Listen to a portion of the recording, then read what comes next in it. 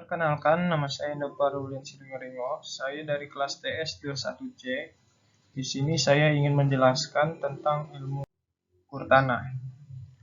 Dari sejarahnya dulu. Sejarah ilmu ukur tanah. Pekerjaan memetakan tanah yang dilakukan pada era Mesir kuno, yaitu kurang lebih tahun 140 sebelum Masehi. Pekerjaan tersebut dilakukan untuk kepentingan perpajakan atau pemetaan kadaster. Setelah Perang Dunia Pertama dan Kedua, ilmu pengukuran ini berkembang jauh karena dipengaruhi oleh perkembangan informasi dan teknologi yang ada. Berbagai peralatan konvensional tidak lagi digunakan dan diganti dengan peralatan elektronik serta berbagai sistem otomatis. Ilmu ukur tanah dibedakan menjadi dua, yaitu ukur tanah datar, plain survey, adalah pengukuran yang tidak memperhitungkan bentuk dan ukuran bumi. Plain survey dilakukan pada daerah yang tidak luas. Sedangkan geodasi atau geodetic survey adalah suatu pengukuran yang sudah memperhitungkan bentuk dan ukuran bumi.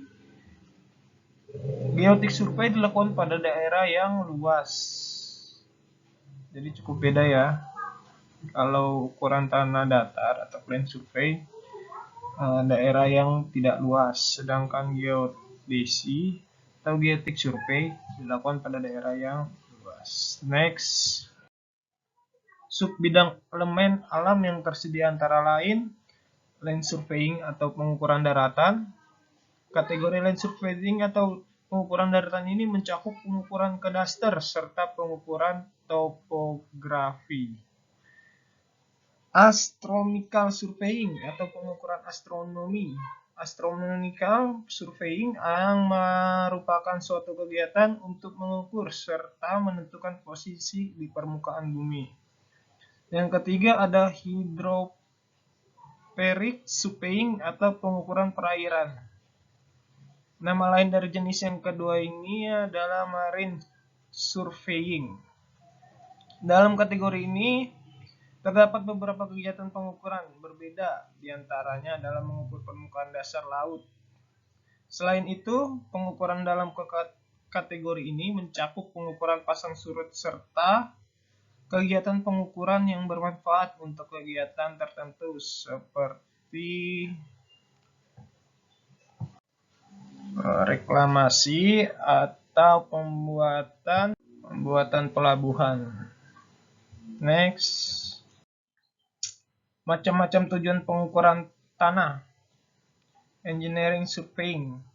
Tujuan diadakan pengukuran ini adalah untuk mendapatkan peta dan data. Sedangkan military surveying, pengukuran tanah yang dilakukan demi keperluan militer. Ada juga geological surveying, kategori pengukuran yang dilakukan demi kepentingan geologi.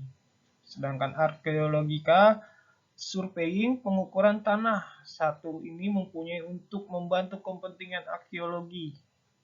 Adapun mining surveying, pengukuran pertambangan yang dilakukan untuk mendapatkan data dari daerah pertambangan tersebut. Next. Pengukuran untuk cangkupan area kecil. Area kecil di sini merupakan area yang luas dan tidak sampai 37 km kali 37 meter. Pada pengukuran cangkupan area yang satu ini, permukaan bumi masih dianggap datar. Dengan demikian, unsur lengkungan juga bisa diabaikan. Pengukuran dengan cangkupan yang lebih kecil ini disebut juga dengan kata lain, yaitu plain surveying. Pengukuran untuk area besar berlawanan dengan kategori yang pertama di samping. Kategori yang satu ini adalah pengukuran untuk daerah yang luas, lebih dari 37 kali 37 km. Pengukuran yang satu ini lebih memperhatikan unsur kelengkungan bumi serta berbagai perhitungan matematisnya. Istilah lain untuk jenis pengukuran yang satu ini adalah geodetic surveying. Next. Alat-alat yang dibutuhkan untuk keperluan alat ukur yang bernama theodolite. Yang pertama ada alat tulis, ada pensil, kertas, dan formulir. Ada yang kedua ada papan dada 1 unit, pita ukur 1 unit, digital theodolite 1 unit, benang kasur 2 unit, statif 3 unit, unting-unting 2 unit, paku payung 1 unit,